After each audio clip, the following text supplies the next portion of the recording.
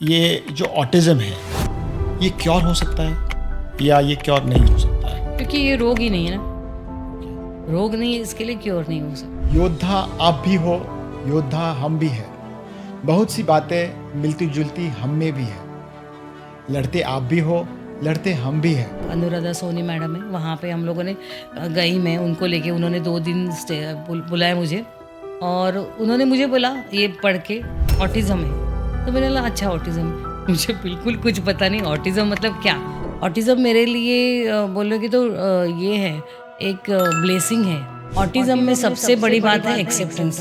तो उनको एक मैसेज आता है कि जब तक मैं आवाज़ ना निकालूँ या तब तक ये लोग देखेंगे नहीं। Love is the best therapy, बाकी कुछ भी नहीं दुनिया में। आपके बेटे ने आपको क्या सिखाया? बहुत सिखाया, मतलब मेरे बेटे ने मुझे पूरा जीना सिखाया।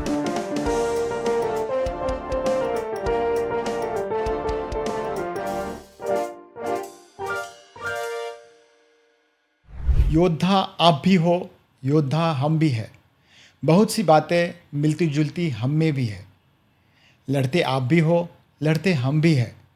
आप युद्ध भूमि पर लड़ते हो, हम कर्म भूमि पर लड़ते हैं।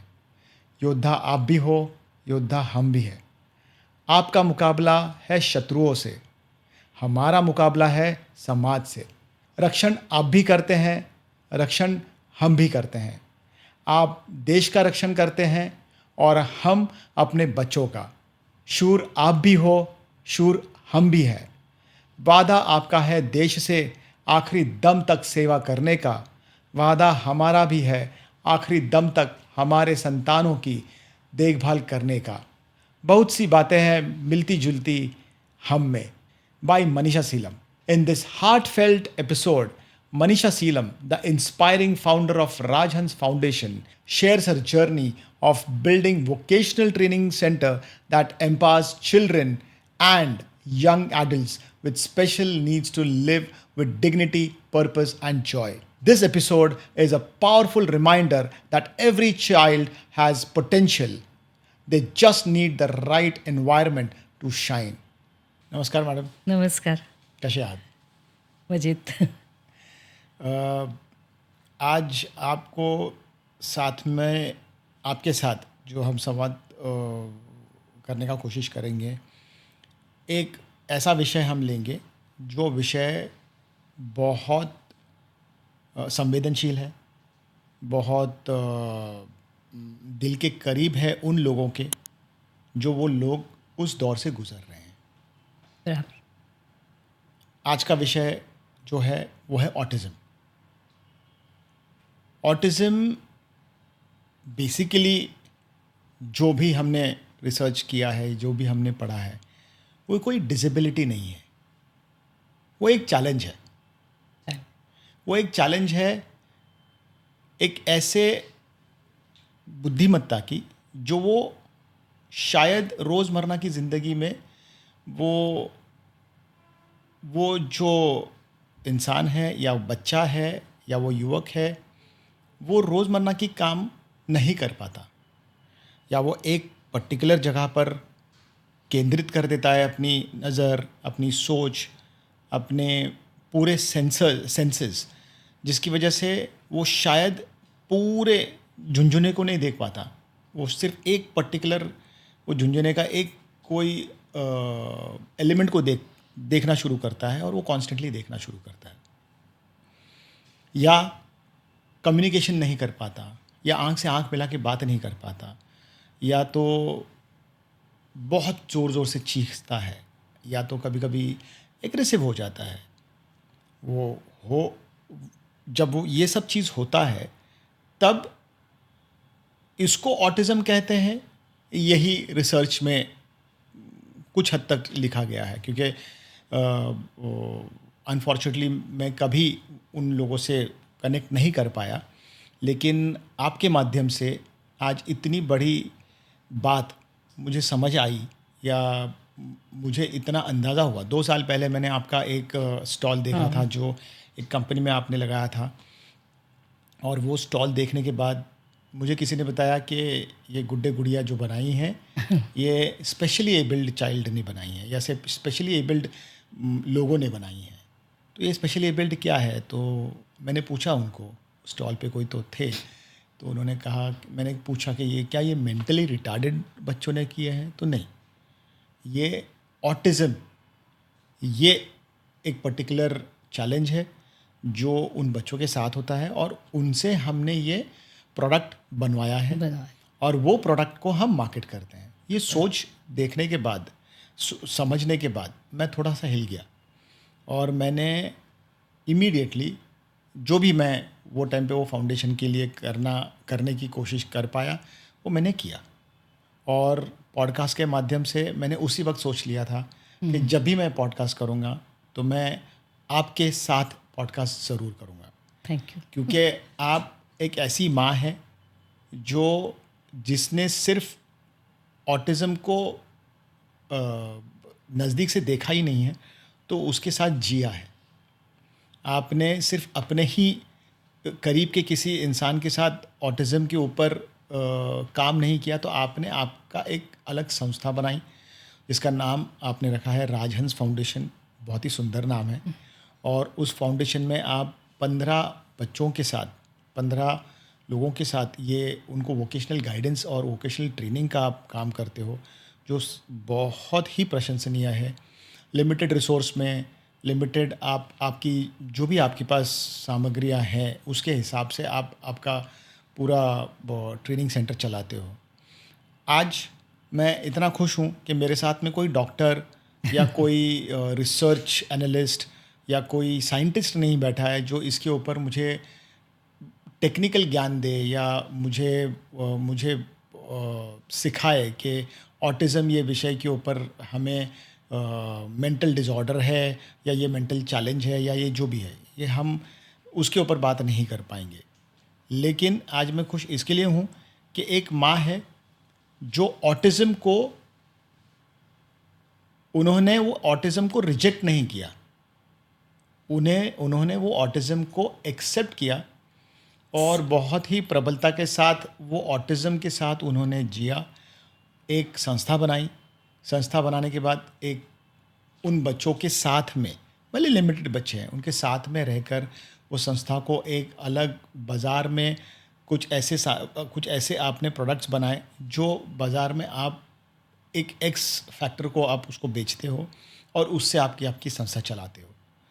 तो ये जो भी मैंने आपके पिछले 2 साल में मैंने आपका जो भी स्टडी किया या जो भी मेरे टीम ने मुझे आपके बारे में बताया और मैंने पर्सनली जो आपके बारे में पढ़ा, वो देखने के बाद मैं बहुत गदगद हूँ कि आपके जैसा इतना प्रेरणादायी एक व्यक्तिमत्व मेरे साथ में बैठा है। धन्यवाद। और being from a middle class family, घर की जिम्मेदारियाँ, बच्चे की जिम्मेदारी, बाकी की रूटीन लाइफ एंड प्लस ये सोसाइटी, ये जो समाज है, उससे लड़कर खड़ा रहना ये आसान बात नहीं है। तो इससे बेस्ट मैं आपका इंट्रोडक्शन कर नहीं पाऊँगा। और मैं आज इस कुर्सी पे बैठ के बहुत उत्साही हूँ कि मैं आज ये चीज़ के ऊपर समझ पाऊँगा कि अगर किसी के घर में ऑटिज़म का कोई भी प्रमाण दिखता है तो उस वक्त वो माँ बाप ने क्या करना चाहिए। और आप तो जीता जागता सबूत हो।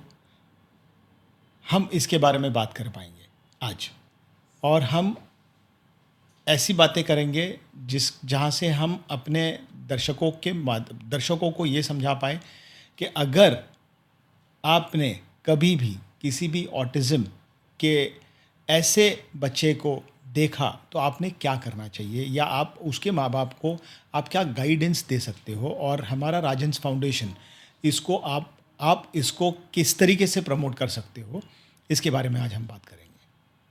तो शुरू करते हैं।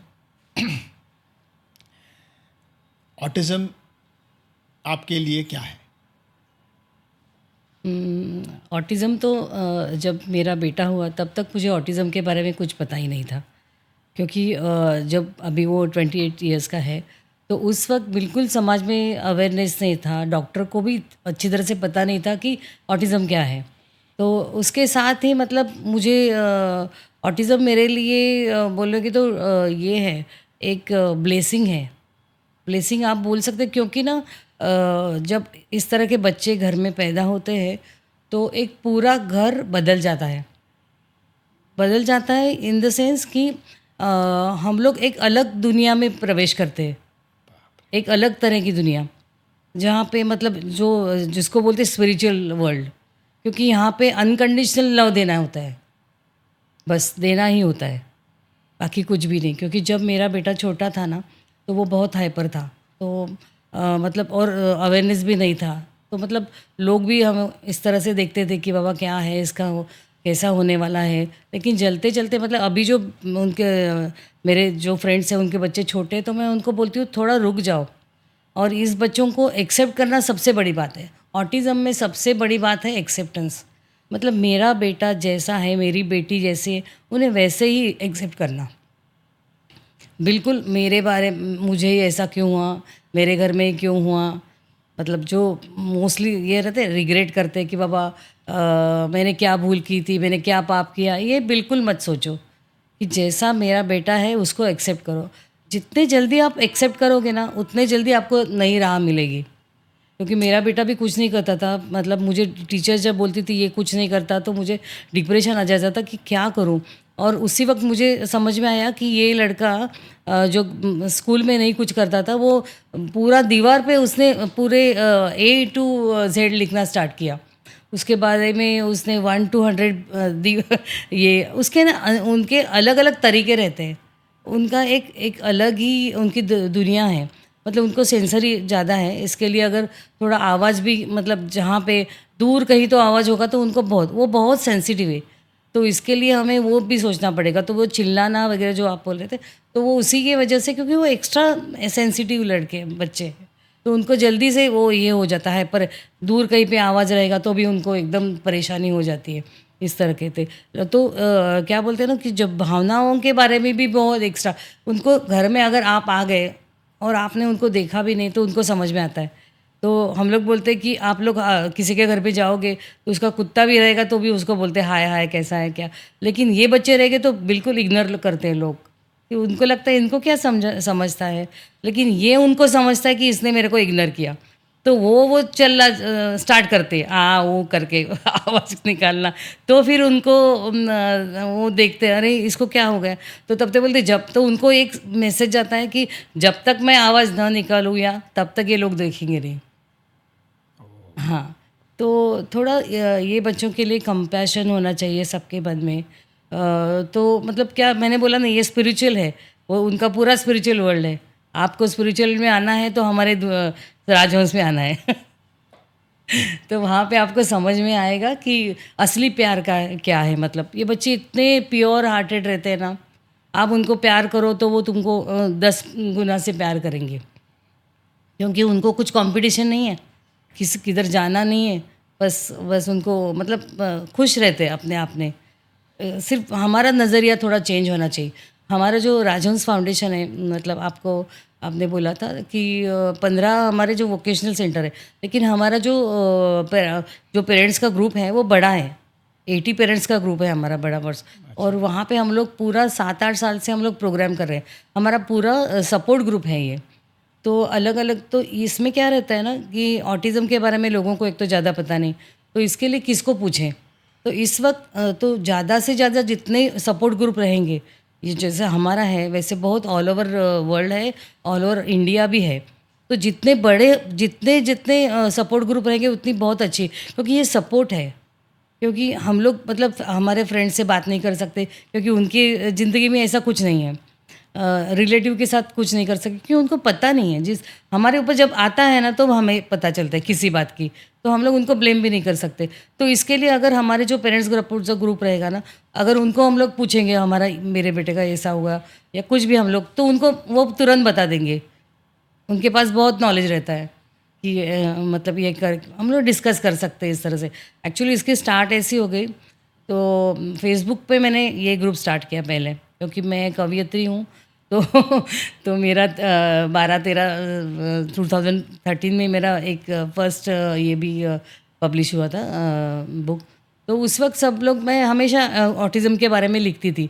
तो मेरे एक फ्रेंड ने बताया कि तुम इस तरह से ये करती हो तो तुम्हारा कुछ एक ग्रुप क्यों बना लेती नहीं, कि जो मतलब तो आपके जो पेरेंट्स रहेंगे या कुछ डिस्कशन करना होगा, तो मैंने सीरियसली ले लिया, मतलब मुझे कुछ भी पता नहीं था, ग्रुप कैसा बना था ये भी पता नहीं था, फिर भी मैंने एकदम डेयरिंग किया।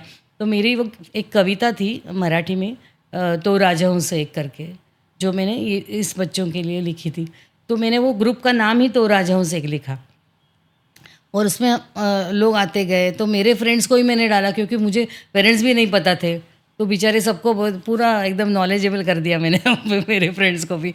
फिर बाद में हम लोगों ने होम मिनिस्टर में भी पार्ट लिया था, तो उस वक्त भी मैंने ऑटिज़म के बारे में बोला था। तो इसके लिए तभी अभी तो 1000 के ऊपर लोग हैं वहाँ पे फेसबुक पे। 1 साल तक मैंने ये किया अवेयरनेस का काम। फिर मुझे बाद में ऐसा लगा कि फेसबुक पे बहुत लिमिटेड लोग हैं, तो प्रैक्टिकली काम करना ज़रूरी है। तो इसके लिए 2014 में हम लोगों ने वर्कशॉप लेने स्टार्ट कर दिए, छोटे छोटे वर्कशॉप, ये chocolate making, paper bag making, इस तरह। तब पेरेंट्स आते चले गए, मतलब पेरेंट्स विथ चिल्ड्रन ऐसे आते चले गए, और फिर अलग अलग इंट्रोडक्शन हो गए, फिर हमारा ग्रुप बढ़ गया ये। और फिर 2015 में हम लोगों ने ये फाउंडेशन का, राजहंस फाउंडेशन, क्योंकि 15, हाँ, मतलब ये जो तो राजहंस का राजहंस निकाला और यहाँ पे डाला, तो राजहंस, इसके लिए राजहंस फाउंडेशन। तो ये राजहंस, ये नाम ही बहुत सुंदर है ना, बहुत सुंदर क्योंकि नाम बच्चे है। है ही ना लेकिन राजहंस। आपने यही नाम क्यों चुना? वो हमारी मराठी में कविता है ना, आपको पता रहेगा, एका तळ्यात होती, तो उसके जैसे हमारे बच्चे हैं, इसके लिए मैंने वो कविता लिखी होती बद के, मतलब हाँ, वो राजहंस है लेकिन उसको पता नहीं है, उसको खुद को ही पता नहीं है। इसके लिए मैं ऐसे मन में आया था तो हो गया। तो सब लोग वही बोल रहे थे कि राजहंस नाम ही इतना अच्छा है कि मतलब क्योंकि और भी एक ऐसी खासियत है, ऑटिस्ट जो बच्चे रहते हैं वो दिखने को बहुत सुंदर रहते हैं। आप कोई भी देखो, एकदम गोरे चिट्टे सुंदर ऐसे, हाँ वो उनकी विशेषता है। तो इसके लिए वो राजा ऐसे भी हो गए, मतलब दिखने भी अलग है, और ये है, मतलब ये जो है ना, जिसको हम लोग रोग बोलते, तो रोग तो नहीं है, ये एक अवस्था है, एक दिमागी अवस्था है। हाँ, दिमागी अवस्था, न्यूरोलॉजिकल डिसऑर्डर। लेकिन वो किस तरह से है ना कि वो बदलती नहीं है, इसके लिए वो रोग नहीं है, इसके लिए वो क्योर नहीं होगा। तो इसके लिए थेरेपी की ज़रूरत है, अलग अलग थेरेपीज़ जो है, और हाइपर एक्टिविटी रहेगी तो ओटी, मतलब ऑक्यूपेशनल थेरेपी है, फिजियोथेरेपी है, और जो उनको कम्युनिकेशन का प्रॉब्लम आता है, कम्युनिकेशन मतलब बोल नहीं सकते ऐसा नहीं है, गाना गाएंगे सब करेंगे, लेकिन कम्युनिकेशन, अगर आप हम लोग जो बोल रहे हैं वो कम्युनिकेशन है। आपने पूछा, मैंने बताया उनको, अगर आपने उनको इक्वल ईयर रहता है, मतलब आपने अगर पूछा ना कि तुम्हारा नाम क्या है, तो मैं बोलूँगी मेरा नाम, हाँ, तुम्हारा नाम क्या है, तुम्हारा नाम, मेरा नाम, इस तरह से पूरा जोड़ के वो बताएंगे, इस तरह से इक्वल ईयर, मतलब वही रिपीट करेंगे और खुद का नाम उसमें जोड़ के करेंगे। लेकिन सभी बच्चे वो बोलते नहीं हैं, मोस्टली इनके नॉन वर्बल्स है। तो मेरा बेटा भी नॉन वर्बल ही है, मुझे गाना गाता है लेकिन नॉन वर्बल है, मतलब वो मुझे बोल नहीं पाएगा कि उसको क्या लगता है, उसको क्या चाहिए एक वर्ड में, और बोलेंगे तो 3 इसमें वर्ड्स में, मतलब 1 2 3 बस, ये चाहिए, मैगी चाहिए, ये चाहिए, बस उतना ही, उसका उधर ही ख़त्म हो गया। मतलब उसको जो चाहिए वो बोलेगा, लेकिन वो ज़्यादा नहीं, क्योंकि उनका कम्युनिकेशन में ही प्रॉब्लम है। तो ये मैंने अभी बोला ना कि ये वो अभी जो हम लोग ने स्टार्ट किया वो वोकेशनल सेंटर है। तो ये जो हमारा काम चालू था, अब तो हम लोग ने 70 के ऊपर वर्कशॉप्स किए, अलग अलग, मतलब जो गाइडेंस के लिए भी है, पेरेंट्स गाइडेंस के भी है, और अनेक अनेक जो वस्तु बनाते हैं उसके लिए भी। तो फिर मेरा बेटा तो दूसरे स्कूल में जाता था, अलग अलग स्कूल में। तो होने के बाद में एक बार ना कुछ एक्सपीरियंस अलग अलग आते हैं हमें, तो घर पे ही था 6 महीने के लिए। तो तभी उसमें ना रोज़ रात को वो गाना गाता था, कोई न जाने अपना फ्यूचर क्या होगा, कोई न मतलब ये, हाँ, मतलब ये पूरा मैं बोलती रोज़ रात को ये मुझे क्यों गाना सुना रहा है, मतलब तो इसको तो मुझे एकदम ऐसा लगा कि उसको ऐसा लग रहा है कि उसके ज़िंदगी में कुछ भी नहीं है, कोई न जाने अपना फ्यूचर क्या होगा, लाइफ मिलेगी या ऐसा वो बोलता रहेगा पूरा। तो मैंने सोचा कि इसके लिए कुछ करना पड़ेगा, क्योंकि उसको लगता है उसका फ्यूचर में कुछ भी नहीं है। तो मैंने तभी उसमें मेरे दिमाग में था ये कुछ करना था, ये फाउंडेशन। तो हम लोगों ने फिर वोकेशनल सेंटर स्टार्ट किया। तो मेरी एक फ्रेंड थी रश्मि वर्वेकर, तो उसने मुझे बोला तू जब भी स्टार्ट करी तब मैं हूँ। तो वो डोंबिवली से बेचारी 2 लड़कों को लेके आती थी, और ये और एक, बस 4 बच्चे हमारे, और हम लोगों ने स्टार्ट किया। और उनको इतना पता नहीं था कि किस तरह से करना है। मतलब वो हमारा इतना ट्रायल एंड एरर का ये था ना कि वो स्पेशल एजुकेटर थी और मेरी दूसरी एक फ्रेंड है दीपा गोसावी करके, वो डांसर थी। तो हम लोगों ने ना जो हमें पता था वो सब एक्सप्लोर किया। ऐसा नहीं कि ये बच्चे स्पेशल है तो उनको क्या सिखाना, ऐसा नहीं। पूरा मतलब वो डांस सिखाती थी, कोई योगा सिखाता था, म्यूज़िक तो हमारे एक सर है वका सर, तो वो उन्होंने कैसियो स्टार्ट किया, तो सब सीख गए बच्चे। तो अभी तो बच्चों ने एग्ज़ाम भी दिए कितने, और एनआईएस का भी लेते हैं हम लोग, जो 10th और 12th तक भी What is बच्चे। NIS? एनआईएस मतलब national open school, NIOS national open school. NIOS. हाँ, मतलब जो लड़के मतलब एक्चुअली वो जो बोर्ड है ना, वो उनके लिए है, ये एडल्ट एजुकेशन के लिए भी, और जो रात पाली के करते हैं ना उनके लिए है, मतलब नाइट स्कूल। ब्लाइंड स्कूल इस तरह। लेकिन उसका उपयोग हमारे लिए ज़्यादा हो गया। तो हमारे जो टीचर्स हैं ना वो बच्चों को अभी तक हमारे यहाँ पे 10-12 बच्चे तो हो गए, 10th हो गए, 12th हो गए। अच्छा। हाँ हाँ सो ये NIOS ये जो है ये एक स्पेसिफिक बोर्ड है। हाँ, बोर्ड है। और इसमें क्या रहता है ना कि 5 अटेम्प्ट में आप पास हो सकते हो, ये उसकी खासियत है। और मतलब क्या है कि एक साथ आप लोग एक subject low, 2 subject low. This comes under central board हाँ, और central state board, board. Central board. लेकिन अभी आजकल वो कॉमन हो गया है हमारे लिए। तो हमारे यहाँ पे बहुत बच्चे हो गए, और मतलब अभी 2 सब्जेक्ट ले लो, फिर वो पास करो, फिर दूसरे, इस तरह से कर सकते हैं आप। ओह। इस तरह के 10th होकर मतलब पहले से भी है 1 2 3 मतलब ABC भी है, और 10th तक भी जा सकते हैं, 12th भी। उनके अलग अलग कोर्सेस हैं। खाली प्रॉब्लम क्या है ना, ये इन बच्चों के लिए एकेडमिक्स ठीक है अगर जो सीखना चाहते हैं उनके लिए, लेकिन उनको काम कौन देगा बाद में, वहाँ पे प्रॉब्लम आता है। ये तो सीख लिया उन्होंने, वो है, लेकिन बाहर तो कोई काम नहीं देता। तो इसके लिए एम्प्लॉयमेंट खुद को क्रिएट करनी पड़ती है ना। क्योंकि हमारे बच्चे ऐसे हैं कि बाहर जाएंगे तो मस्ती भी करेंगे, ये करेंगे। हमको पता है ये लोग क्या क्या कर सकते हैं। वो कंप्यूटर का हमारे यहाँ पे डेटा एंट्री सिखाते हैं, सब लोग करते हैं, लेकिन हमें काम भी मिलना चाहिए। काम मिलेगा तो हमारे बच्चे तैयार है। अभी इसके लिए अभी जो हम लोग करते हैं वो तोरण बनाते हैं, लटकन अलग अलग, क्योंकि ज्वेलरी बनाते हैं कि ये बच्चे ना बीडिंग करते हैं। ओके। बीडिंग के लिए क्या है कि सिटिंग टॉलरेंस, और ऑटिज़म का क्या है, उनको एक ही क्रिया अलग अलग अलग अलग क्या बोलते लाइन में करने की बहुत पसंद है। तो उनके लिए बीडिंग बहुत अच्छी है। एक टिक टिक टिक टिक टिक करके हम लोग उनको एक पैटर्न देते हैं, इस तरह से करो करके, और वो करते हैं। ओके। हाँ, मतलब ज़्यादा ये नहीं करते, लेकिन वो बनाते हैं, फिर उसके बाद में हम लोग उस पर डालते हैं ये कुछ उनका मेन जो रहेगा तो हम लोग करते हैं। तो इसके लिए भी एक्सप्लोर करना बहुत पड़ता है हमें। मैडम जैसे आपने बताया कि आपका जो फाउंडेशन है ये ऐसे बच्चों के साथ काम करेगा जो आज तो बच्चे हैं लेकिन कल वो प्राउड हो जाएंगे।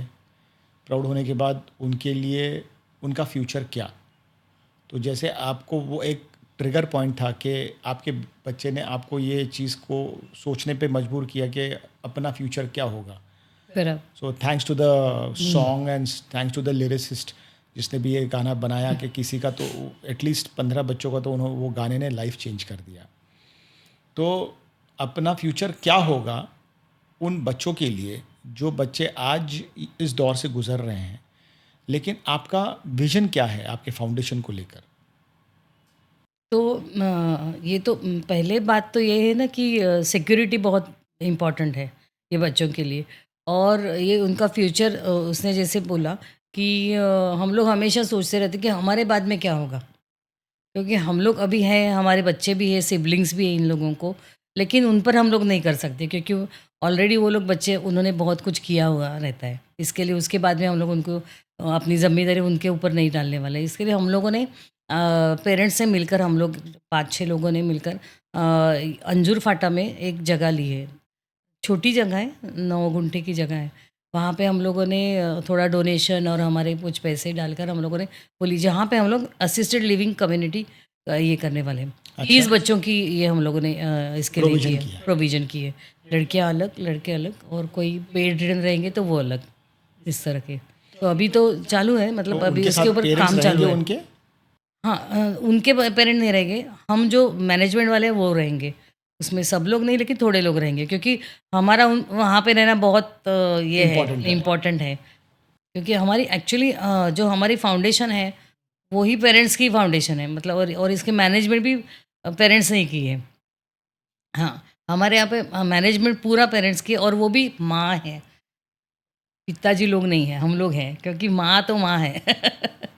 मोस्टली सभी है, हमारे हस्बैंड्स भी हैं, लेकिन फाइनेंशियल ये भी देखना पड़ता है ना, तो इसके लिए वो उनको वहाँ पे नहीं आ सकते वो, लेकिन हैं, आपका सपोर्टर जो हैं। स्कूल है या आपका हुँ, जो ट्रेनिंग सेंटर है, ये ऐसा क्या ट्रेन कराता है हुँ। जो नॉर्मल स्कूल्स नहीं कराते?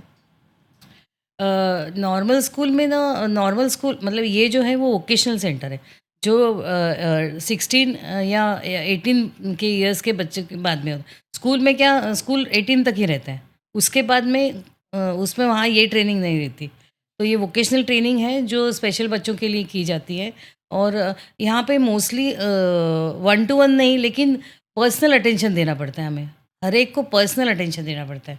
इसके लिए ज़्यादा हम लोग इसकी संख्या भी बढ़ा नहीं सकते, क्योंकि उतना स्टाफ भी चाहिए हमारे पास। ओके। हाँ, और फिर हम भी लोग एक हाँ, एक बच्चे के लिए या 2 या एक हाँ। टीचर के लिए या ट्रेनर के लिए कितने लिमिटेड बच्चे होने चाहिए? उनकी जो बच्चों की कैटेगरी, मतलब ये देखना पड़ेगा, किसी को ज़रूरत ही नहीं रहती देखने की, मतलब ये है ना, कोई 2-3 हाइपर बच्चे हैं तो उनके लिए तो पर्सनली लगते ही है। अदरवाइज़ बाकी लोग तो, हम लोग सब माएँ भी हैं, हम लोग 3-4 लेडीज़ हैं जो हमेशा ही रहती हैं वहाँ पे। और बाकी के सर लोग 4 लोग स्टाफ है हमारा, वो भी है। और हम लोग सब, मतलब हमें अभी पता है ना कौन क्या करेगा उस वक़्त। इसके लिए मतलब सो जो, आपको पल्स मालूम होती है उन हाँ, बच्चों और की? हाँ, बराबर है।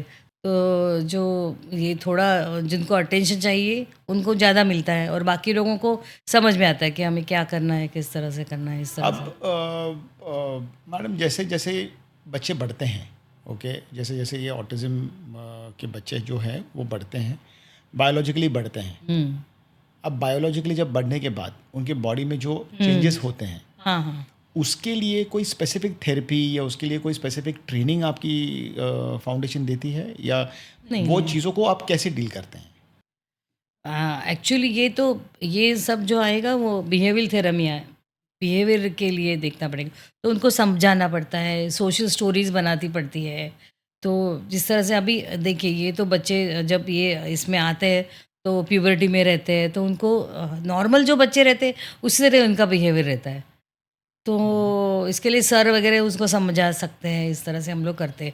लेकिन मोस्टली अभी तक तो हमें इस तरीके का कुछ प्रॉब्लम नहीं अभी आया। चैलेंज नहीं आया, हाँ। But hmm. चैलेंज तो खैर और बात हो गई। हाँ। बट जैसे जैसे जैसे हम रूटीन बच्चों को समझाते हैं हुँ। कि ये उनको इस तरह से नहीं समझा सकते समझा हम नहीं लोग। सकते, क्योंकि अगर समझाएँगी तो कितना समझेगा वो पता नहीं मुझे। तो हाँ। ऐसे आपने किस तरीके से बच्चों को समझाया है? कभी आपके एक्सपीरियंस में कुछ बच्चे आए हैं जिनको आपको ऐसे समझाने की ज़रूरत पड़ी? मुझे तो नहीं आई, लेकिन मैंने बोला ना, इनको वीडियो दिखा के, जिसको बोलते हैं ना हमको, इनको क्या बोलते हैं, उनको दिखाना पड़ता है।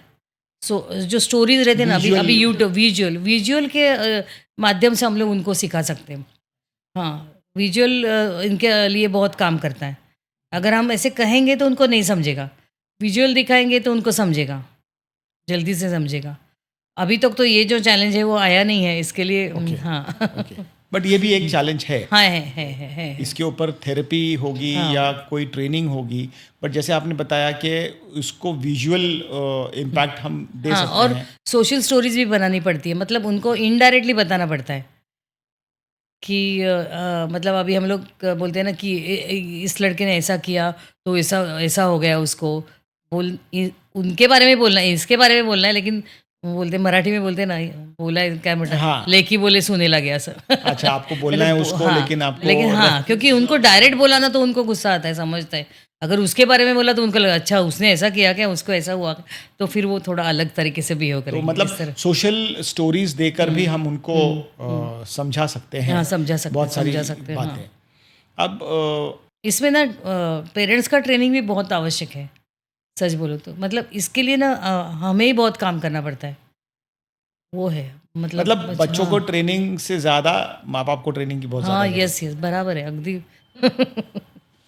तो आप ये जब बच्चों को ट्रेनिंग देते हो तो पैरेलल पेरेंट्स का भी ट्रेनिंग आप करवाते हो, या उनको काउंसलिंग करवाते हो, या उनको कोई ऐसा मैनुअल देते कुछ हो? प्रॉब्लम आ गया तो हम लोग उनको गाइड करते हैं। हम लोग सपोर्ट सिस्टम है उनकी, मतलब हम लोग उनके बराबर के हैं लोग, हम लोग उनके ऊपर वाले नहीं हैं, मतलब हम लोग सेम है। तो इसके लिए हम लोग एक फ्रेंडली नेचर से हम लोग उनको बता सकते हैं कि ये किसकी क्या मिस्टेक हो गए। तो इसके लिए मुझे वही बोलना है कि सपोर्ट सिस्टम बहुत आवश्यक है, क्योंकि ना 2-3 इंसिडेंट ऐसे हो गए जहाँ पे साउथ में हो गए, सुसाइड कर दिया माँ-बाप ने, माँ ने बच्चों को लेके सुसाइड किया, इस तरह के। तो ये बहुत दुर्दैवी घटना है, क्योंकि लेकिन इतना इस पर तो क्यों आए वो? क्योंकि सपोर्ट ही नहीं मिला ना किसी का, समाज का नहीं मिला, घर वालों का नहीं मिला। क्योंकि लोग भी बहुत ये करते हैं ना, परेशान करते हैं। सोशलाइज़ेशन में बहुत हमें प्रॉब्लम आता है। क्योंकि अभी मेरा बेटा भी है ना, इनका क्या रहता है, वो आवाज़ बहुत निकालते हैं। उनको बहुत ये है कि मेरा बेटा भी बाहर निकलेगा तो कुछ भी करेगा, गाना गाएगा। तो लोग एकदम इस तरह से कि किधर कौन से ऊपर से आ गए परदेश से परग्रह से आए ऐसे देखते हैं हमें। तो इसके लिए लोगों को थोड़ा अवेयरनेस की ज़रूरत है। क्योंकि ये हार्मलेस है, किसी को मारेंगे नहीं, कुछ कुछ नहीं करेंगे। लेकिन वो खुद का ही इनका रहता है ना, हैंड फ्लैपिंग, इस तरह से आवाज़ निकालना, क्योंकि ये सेंसरी की वजह से हो रहा है उनका, ओवर सेंसरी है वो सब, इसके लिए वो आवाज़। तो थोड़ा-सा ज़्यादा से ज़्यादा इन्फॉर्मेशन आएगी ना बाहर, तो ये लोगों को भी समझेगा, नहीं मतलब ये कुछ करेगा नहीं, खाली आवाज़ निकालेगा तो ठीक है। मतलब मतलब उनको अटेंशन चाहिए, हाँ, वो पर्टिकुलर शायद मोमेंट के लिए अटेंशन के लिए, शायद हाँ। उनके साथ आप उनको एक बार देख लो, शायद हाँ। वो उस वक्त के लिए शांत हो जाएंगे। हाँ, हाँ, बराबर। या तो आप और ये उनको हमिंग साउंड है ना, उनको आवाज़ आता रहता है। बाहर का जितना आवाज़ आएगा उतना वो निकालेंगे अपनी तरफ से। जो हमें नहीं सुनाई देता। हाँ, हमें नहीं सुनाई देता, उनको ज़्यादा सुनाई देता है बहुत टाइम। तो वो भी आवाज़ निकालेंगे, कुछ भी करेंगे। तो हमें ना इसमें सहनशीलता बढ़ानी पड़ती है। जो उनके साथ डील करते हैं ना उनको, मेन तो यहाँ मतलब ये है कि हमें सहनशीलता मैं तब से एक बात नोट कर रहा हूँ, इतना बड़ा चैलेंज आ रहा है और वो हर चैलेंज आप मुस्कुरा के बता रहे हो। हाँ, वही। दूसरा इलाज ही नहीं ना। ये भी बात सही है, बट फिर भी अगर हाँ। जितने भी जितना पॉजिटिव चैलेंजिंग रहोगे ना, बताओगे। क्योंकि क्या हो गया, एक इंसिडेंस है। मेरा बेटा तब छोटा था तो बहुत हाइपर, मतलब इतना हाइपर था ना।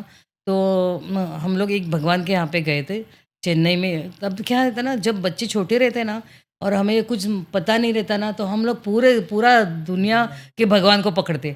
ये किसने बोला ये बाबा अच्छा है, ये अच्छा है, भगवान ही किधर भी जाओ। ये आखिर बार समझता है इसमें कुछ भी नहीं। मतलब ये होने के बाद भी तुम्हें समझ में आता है कि बच्चे को चिट्ठी हमें एक्सेप्ट करना है बच्चों को। तो हम लोग एक बार ऐसे गए थे एक आश्रम में। तो तभी ये बहुत मस्ती करता था, तो मैं बहुत डिप्रेस थी और बहुत रोने लगी। तो एक वहाँ पे थी लेडी साध्वी जैसी, तो उन्होंने मुझे बोला कि तुम शांत हो जाओ, तुम शांत हो जाओ तो वो शांत हो जाएगा। उसको ऐसा लगता है कि मेरे माँ-बाप को मैं कुछ अलग चाहिए, मतलब है, और जो मैं हो नहीं सकता। उनको जैसा मैं जैसा होने चाहता हूँ वैसा मैं नहीं हूँ। क्योंकि वो नहीं है वो ना, उसकी अलग ही ये पहचान है। तो इसके लिए वो हाइपर एक्टिविटी बढ़ती है। क्योंकि उसको समझता नहीं मैं कैसे करूँ, कैसा बिहेवियर करूँ, इनको कैसा अच्छा लगेगा। तो इसके लिए तुम शांत हो जाओ। तो मुझे एकदम ऐसा लगा ब्रह्म ज्ञान मिल गया मुझे, जैसा कि मुझे शांत होना है फिर ये शांत हो जाएगा। तब से मैं शांत हो उसके गई। बाद हुआ? हाँ, तो मैं शांत हो गई ना, तो उसका हाइपर एक्टिविटी कम हो गया। तो मैं सब पेरेंट्स को बोलती हूँ कि तुम शांत हो जाओ पहले, तो वो भी शांत हो जाएगा। मतलब एटलीस्ट, क्योंकि वाइब्रेशन है ना सभी। तो मैं डिस्टर्ब हूँ तो मेरा बेटा भी डिस्टर्ब हो जाएगा। तो मैं शांत हूँ तो वो भी शांत हो जाएगा। तो हर एक चीज़ वाइब्रेशन से ही चलती है ना। तो इसके लिए हमें शांत होना है। बहुत बड़ा लर्निंग है ये।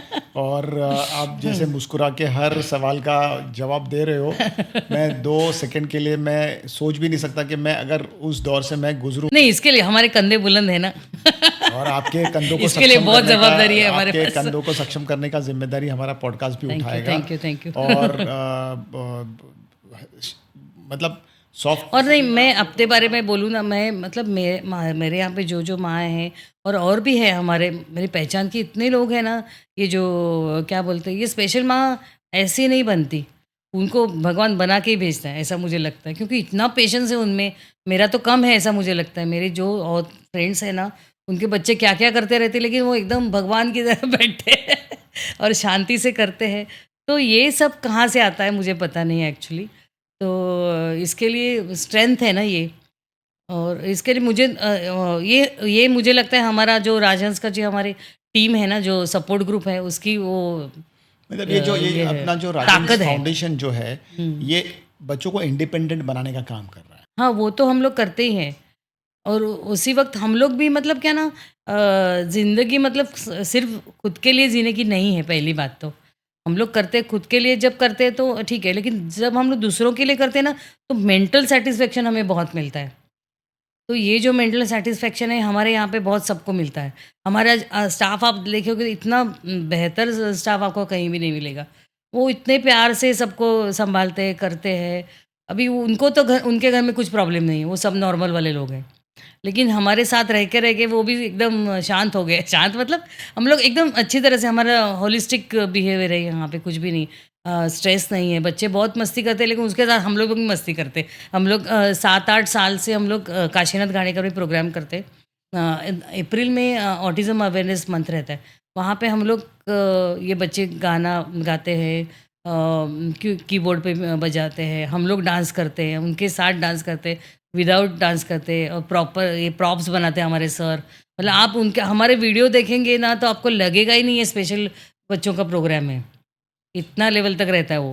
Very nice. हाँ, तो हम लोग जनवरी फरवरी से स्टार्ट करते हैं पूरा, और तैयारी-वियारी ज़ोर से रहती है, बहुत और अच्छा ये है। जो आप प्रोग्राम करते हो, ये सिर्फ़ आपके स्कूल के बच्चों के लिए होता है, आपके ट्रेनिंग सेंटर के बच्चों के लिए होता है, या किसी के लिए भी होता हाँ, सबके लिए ओपन है, सबके लिए। हाँ, सबको इनवाइट करते हैं हम लोग, आइए, देखिए, इस तरह। हाँ ना, मतलब क्योंकि हमें तो क्या है ना, ज़्यादा से ज़्यादा इन्फॉर्मेशन फैलानी है। मतलब अवेयरनेस मतलब यही है? है लाना कि है।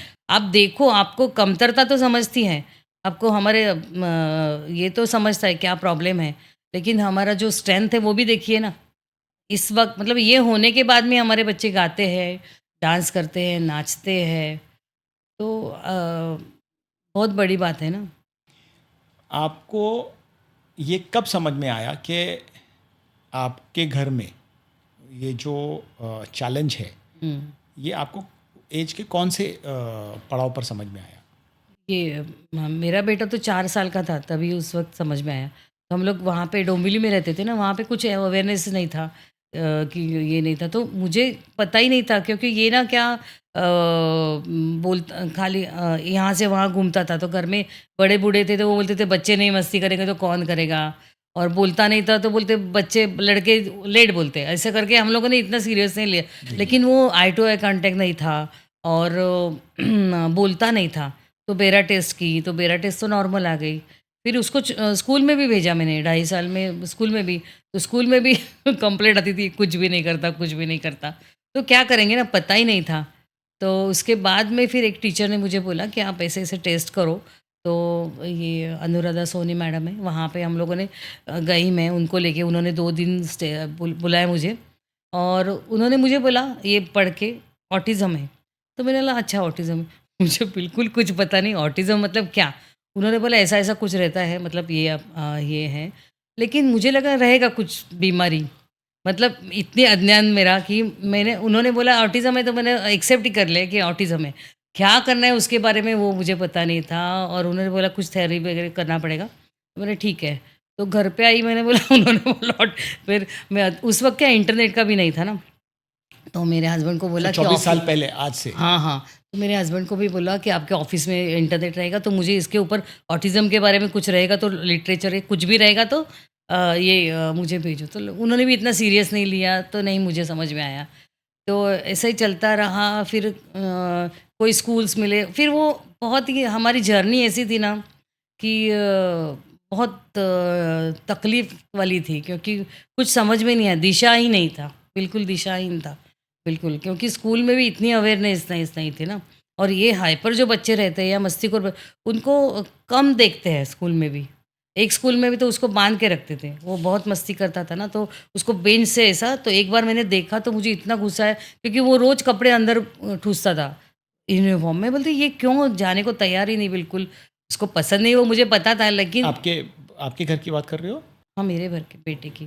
तो तभी जब मैं स्कूल में गई तो उसको पेन से पीछे से बाँधा था, तो मैंने बोला मैडम ऐसा क्यों बाँधते हैं? तो उन्होंने बोला ना फिर क्या करूँ? इसके पीछे कितने मुझे बहुत बच्चे सँभालने पड़ते हैं। ये बहुत मस्ती करता है, घूमता रहता है।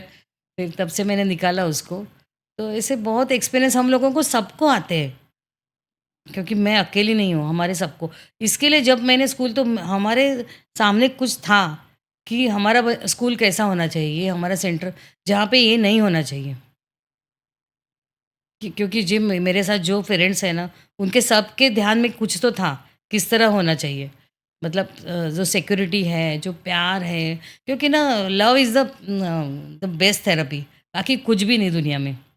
हाँ, मैंने बोला बच्चों को कुछ भी नो प्यार दो बस। हाँ, सच्ची अनकंडीशनल प्यार। अनकंडीशनल और मतलब क्या ना बहुत मुश्किल है आज की प्यार दुनिया से में अनकंडीशनल हाँ, प्यार नहीं ढूँढ पाना। बहुत है, लेकिन वही ना मैंने बोला कि हम लोग कितने ब्लेस्ड है कि हमको सामने से मिलता है अनकंडीशनल लव। और हम लोग भी मतलब प्यार से मतलब ये हम लोग सॉल्व कर सकते हैं सभी चीज़ें। आपके बेटे ने आपको क्या सिखाया? बहुत सिखाया। मतलब मेरे बेटे ने मुझे पूरा जीना सिखाया। मतलब एक्चुअली क्या है ना कि जब वो ऐसा हो गया तो मैंने बोला ना हम लोग सब जगह पे जाते मैं क्यों मेरे साथ ही हुआ ऐसा मेरे साथ, तो मैंने ज्योतिष विद्या स्टार्ट की। मतलब मैंने ज्योतिष सीखना क्योंकि मुझे पहले से पसंद था। फिर मैंने क्लास भी जॉइन कर लिया। फिर बहुत साल में 2002 से मैंने ज्योतिष का पढ़ाई स्टार्ट की। फिर बाद अभी तो कितने साल हो गए उसको, फिर बाद में उसमें विशारद में ऑटिज़्म के ऊपर मैंने विशारद की। वाह! ऑटिज़्म एंड ग्रह योग, उस पर ग्रह योग उसके ऊपर उस वक़्त उसी के साथ में पुष्प मैं रेकी चैनल हूँ, बहुत साल से रेकी चैनल थी। तो फिर बाद में फ्लावर थेरेपी जो बैच फ्लावर थेरेपी रहती है, उसकी पढ़ाई की। तो मैं लेक्चर भी देती हूँ, ट्रीटमेंट भी देती हूँ। और ये सब उसके वजह से हुआ, कविता भी उसके पहले था, लेकिन उसमें था सभी जगह पे सेंसिटिविटी है ना, तो इसके लिए उसमें भी उसका आता ही है ज़िक्र। और फिर बाद में राजहंस का तो स्टार्ट हो गया। तो वही कारण है पूरा जीने का कारण है, क्योंकि जब मैं बोलती थी मुझे कुछ प्रॉब्लम नहीं था फाइनेंशियली कि मैं घर पे बैठ सकती थी आराम से, मुझे कुछ भी नहीं था। मेरी जब फ्रेंड्स आराम से घूमती है मॉल में, मैं वैसे भी घूम सकती थी। लेकिन मुझे बोला कि मेरा जीवन को अर्थ देने वाली चीज़ चाहिए थी मुझे, तो भगवान ने ये दे दी। बहुत सुंदर और एक अनोखी दैवी ताकत मिली है आपको। हाँ, सच्ची और में। आपकी हर बात सुनने के बाद मुझे भी वो ताकत महसूस हो रही है कि क्या ताकत हो सकती है कि आपने ज्योतिष विद्या सीखी ऑटिज़म को ध्यान में रखते हुए। मतलब हाँ, ये एक ऐसा ये ऐसा विषय है जो हर एक के लिए नहीं है। आपने कुछ लिखना सीखा तो आपकी लेखनी में कुछ ऐसी ताकत आ गई कि आपने एक कविता का संच बना दिया और उसको प्रकाशित भी कर दिया। वो मेरे पॉडकास्ट के माध्यम से मैं डेफिनेटली मेरे दर्शकों को कहना चाहूँगा कि ये आप किताब ज़रूर पढ़िए। भले ये है मराठी में, पर आप एक बार पढ़ लोगे तो आपको ज़रूर समझ में आएगा, क्योंकि इसके अंदर ये सिर्फ शब्द से भरी किताब नहीं है, ये इमोशंस है। ये एक ऐसा ठहराव है जहाँ पर जो इंसान वहाँ से गुज़रा उसी को समझ में आएगा। सो मैडम आपसे बात करके बहुत प्रेरणा मिल ही रही है, क्योंकि थैंक यू।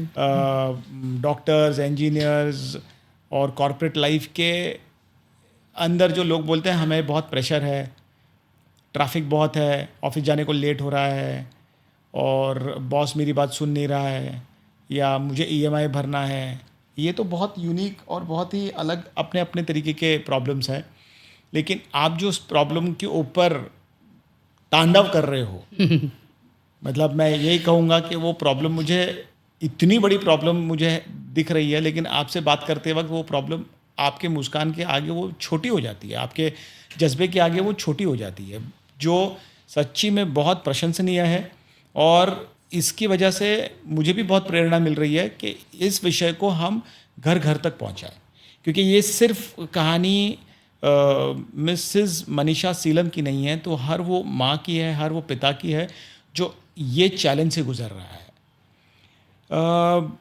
मैडम, अगर आपको पूछा जाए कि एक अपील करना होगा, अगर समझो, अगर आपको गवर्नमेंट को कोई अपील करना है, सरकार को अगर अपील करना है कि आपको इसके लिए कोई अनुदान मिले या इसके लिए आपको कोई सपोर्ट मिले, तो आप गवर्नमेंट से क्या कहना चाहोगे, या आप ऐसे संस्थाओं से क्या कहना चाहोगे जो आपको प्रबलता दे या आपको ताकत दे? हमें तो ज़रूरत है ही फाइनेंशियल की, लेकिन ना ये अपने महाराष्ट्र में या पूरा भारत में बहुत से ऐसे अ, अपंग है या ऑटिस्टिक बच्चे हैं, तो उनके लिए असिस्टेड लिविंग के ज़्यादा से ज़्यादा सोर्सेज चाहिए। जैसे मतलब असिस्टेड लिविंग जो हम लोग जिस तरह से करने वाले हैं ना, इस तरह बहुत सेटअप चाहिए, बहुत से सेटअप चाहिए। मतलब इसके लाइन में हज़ारों लोग हैं जिनको ज़रूरत है, क्योंकि उनके माँ-बाप अभी बूढ़े होने को हैं और उनको कहीं पे मतलब कहाँ पे जाएँगे वो लोग? क्योंकि गवर्नमेंट ने थोड़े कम क्योंकि सबके पास पैसे नहीं है ना उतने, फाइनेंशियली जो वीक है, उनके लिए क्या होना चाहिए? उनके लिए कुछ सोए होने चाहिए ना, मतलब उनके लिए कुछ तो ये होना चाहिए। तो इसके लिए गवर्नमेंट ने अगर एक बड़े-बड़े सेटअप्स कर दिए, तो बहुत अच्छा होगा उनके लिए। और एक ही जगह पे अगर पूरी फैसिलिटी हो गई, मतलब जहाँ पे वो रहते हैं, वहीं पे वो काम करते हैं, वहीं पे अगर उनको मेडिकल फैसिलिटीज़ है, हॉस्पिटल्स है, स्कूल है, एक बड़ा सेटअप और जगह-जगह पे होना चाहिए। बहुत कम है, प्राइवेट है लेकिन उनकी उनकी फ़ीस बहुत है। हमें भी फ़ीस बढ़ानी पड़ती है, क्योंकि हम लोग कैसे चलाएँगे? क्योंकि हमें तो एड भी नहीं है। ओके। हाँ। तो इसमें आप टीचर्स या थेरेपिस्ट हुँ। उनको भी लेना हाँ, ज़रूरी हाँ। है, ज़रूरी, क्योंकि उनके ज़रूरी सिवा है। तो सिस्टम चल ही नहीं नहीं, पाएगा। नहीं, बराबर है। ज़्यादा क्योंकि अभी ना सबसे बड़ा चैलेंज मेंटल हेल्थ का है। इसके आगे भी मेंटल हेल्थ ही मेन रहने वाला है। लोगों को देखो सब है लेकिन मेंटल हेल्थ नहीं है। क्योंकि मैं फ्लावर थेरेपिस्ट हूँ, मुझे पता है, क्योंकि बहुत लोगों को स्ट्रेस स्ट्रेस स्ट्रेस बहुत टेंशन है। तो बाकी का आगे का जो समय है, पैसा है, सब है, लेकिन मेंटल स्ट्रेस का क्या है? तो मेंटल हेल्थ बहुत उसको ये देना चाहिए, ज़्यादा इम्पोर्टेंस देना चाहिए। और हमारे जो पेरेंट्स हैं उनके लिए भी मेडिटेशन वगैरह की बहुत ज़रूर है, ऐसा मुझे लगता है। क्योंकि अभी आप मुझे बोल रहे हैं ना, आप क्यों इतना है, तो क्योंकि मैं मेडिटेशन करने वाली औरत हूँ ना, तो इसके लिए मुझे मतलब मुझे पता है बहुत प्रॉब्लम है। बाहर से मैं इतना ये करूँगी, लेकिन अंदर से मुझे तो थोड़ा-सा डर रहेगा ना, अंदर से। किसी की मतलब किसी के ऊपर तो फेथ चाहिए। डॉक्टर ब्रायन वेस त्यांनी ना म्हणजे हिप्नोथेरपिस्ट आहेत डॉक्टर ब्रायन वेस. तर त्यांनी ना भरपूर अभ्यास केला ह्याच्यामध्ये. तर त्यांनी ऑटिझमवरती एक व्हिडिओ टाकला होता. त्यांनी खूप सुंदर सांगितलं होतं, की ते म्हणाले, हे जे प्रकारचे ते न्यूरोलॉजिकल डिसऑर्डर किंवा जे लोकं आहेत, ऑटिझम आहे किंवा काही पण ज्या ह्या संदर्भात स्किझोफ्रेनिया और समथिंग, की ते म्हणालेले, ही जी माणसं आहेत हे ना एकदम काय म्हणतात डिवाइन सोल्स आहेत. हे तुमच्या घरी आलेले आहेत, ते तुमच्या उद्धारासाठी आलेले आहेत. ते तुमच्या इव्होल्यूशनसाठी आलेले आहेत. तुम्हाला अर्थ जगण्याचा कळण्यासाठी आलेले आहेत. ते तुम्हाला कळलं पाहिजे की हे कोण आहेत. मैडम, आपका बेटा आपके साथ कैसे कम्युनिकेट करता है? कम्युनिकेशन के लिए लैंग्वेज ही ज़रूर नहीं है ना। मतलब उसको उसने मुझे देखा तो भी मुझे समझता है कि उसको क्या चाहिए, या हाथ से लेके जाता है वहाँ पे। कुछ चीज़ चाहिए ना, अगर उसको वहाँ पे बिस्किट चाहिए तो उसको पकड़ के लेके जाएगा किसी को भी और बोलेगा मुझे ये चाहिए, वो चाहिए, इस तरह से। बोलता भी है लेकिन 3 सेंटेंस में। मतलब अगर उसको कुछ खाना चाहिए तो 1, 2, 3 मतलब मराठी में बोलेगा तो मला हे पाहिजे, जो कुछ चीज़ रहेगी, इतना बोलेगा बस। क्योंकि इनका एक ये बहुत छोटा रहता है अच्छा, बोलने का। उनके उनके शब्द बहुत छोटे रहते हाँ, हैं, क्योंकि मतलब उनकी ज़रूरत ही नहीं लगती उनको थोड़ी, और जो बोलते हैं वो बहुत बोलते हैं। वो बहुत ही बोलते हैं, ऐसा लगता है चुप बैठो अभी, इतना बोलते हैं। क्योंकि वो निरर्थक रहता है, मतलब कुछ भी ये कंटिन्यूस नहीं। प्रोसेस होता है वो, हाँ, क्योंकि उसका हाँ, उसका कहीं हाँ, रोक नहीं होता है, रोक उनको नहीं समझ होता। नहीं आता है कि अब उनको हुँ। रुकना कहाँ है। हाँ, क्योंकि समझने से समझ के बोलना अलग है, और इस तरह से जस्ट बोलते रहना, बोलते रहना, बोलते रहना, वो अलग बात है। अब ये पूरे प्रोसेस में जब आप पिछला 24 साल का जो आप जर्नी देखते हो, तो वो जर्नी में आपके बेटे ने आपको जो सिखाया और उस पे आपने जो इम्प्लीमेंट किया, अपने आप के अंदर आपने वो इवोल्यूशन लाया, ऐसे बोल सकते हैं कि आप जागरूक हो गए। हाँ, हाँ, बराबर। आप ऐसे क्या विशेष टिप्पणियाँ देना चाहोगे ऐसे पेरेंट्स को या ऐसे लोगों को जो इस चैलेंज से गुजर रहे हैं कि खुद को इवोल्यूशन में कैसे डालें या खुद को वो रिक्रिएट कैसे करें?